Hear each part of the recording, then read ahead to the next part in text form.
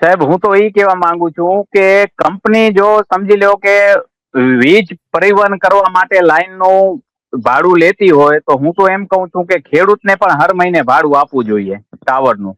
બરાબર છે, હા, દર મહિને. અને અને આ જે ફોન દર મહિને. કંપનીઓ છે તો આપે છે દરેક જગ્યાએ જે ટાવર લગાવે છે હા ત્યાં હા ભાડું સાહેબ તે લોકો. સાહેબ અત્યારે જ્યાં જ્યાં મારા ગામડામાં જ એક ટાવર લાગેલું છે તો એ ટાવર નું હર મહિને ભાડું આપે છે. ઈ પણ પ્રાઇવેટ કંપની જ છે. યસ. હા પણ બરાબર છે, ઈ હા. હર મહિને ભાડું આપે છે તો આ કંપની કેમ ના આપી શકે ભાડું?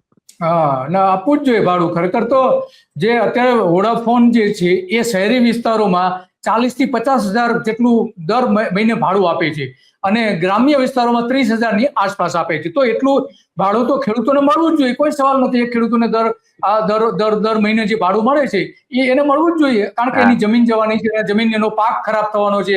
આ અધિકારીઓ જે છે જયારે મેન્ટેનન્સ માટે દર 2 મહિને એક વખત જવાના છે ત્યારે એમાંથી એના વાહનો હા જવાના છે, એ વ્યક્તિ જવાના છે, અને પાકને નુકસાન થવાનું છે, બધું જ થવાનું છે. હા તો એ સ્વાભાવિક છે, નુકસાન તો બહુ મોટું છે, છતાં પણ એને આપવામાં નથી. અને આ જ અદાણી કરોડો રૂપિયા આમાંથી કમાવાની છે, એનું એક વખત રોકાણ કરી દે તો એનું જે રોકાણ છે એ 4 વર્ષમાં તો પૂરેપૂરું વળતર એને મળી જવાનું છે.